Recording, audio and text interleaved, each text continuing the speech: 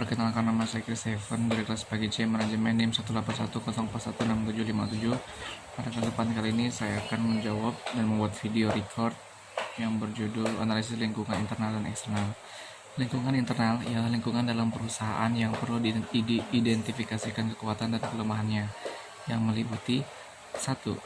Relationship among the functional areas of business. Yang kedua, manajemen. 3. Marketing. 4. Finance atau accounting.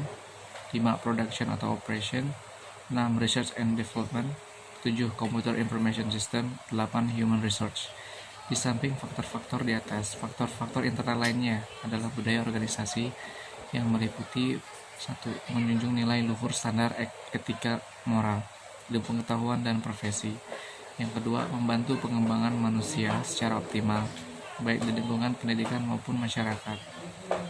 Yang ketiga, mengembangkan ilmu secara bertanggung jawab dan berkesinambungan serta menjadikan budaya belajar atau learning culture dan meningkatkan mutu diri yang berkesinambungan or continuous quality improvement sebagai falsafah hidup.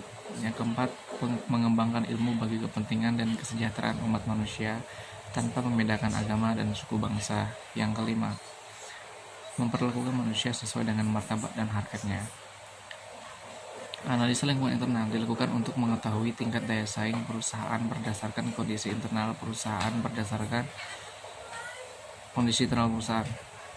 sepenuhnya dapat dikendalikan sehingga kelemahan yang diketahuinya dapat diperbaiki.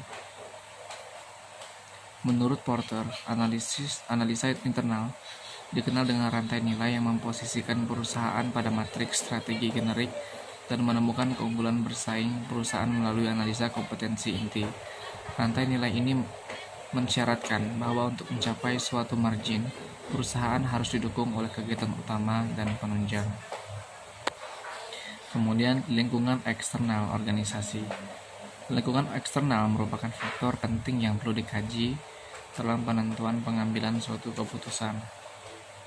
Pengenalan dan pemahaman tentang berbagai kondisi serta dampaknya menjadi hal yang mutlak dan harus ditelaah lebih lanjut dikarenakan oleh beberapa hal, diantaranya yang pertama adalah jumlah dari faktor yang berpengaruh tidak konstan melainkan selalu berubah-ubah. Yang kedua, intensitas dampaknya beraneka ragam. Yang ketiga, faktor tersebut bisa menjadi suatu kejutan yang tidak dapat diperhitungkan sebelumnya betapapun cermatnya analisis SWOT yang dilakukan.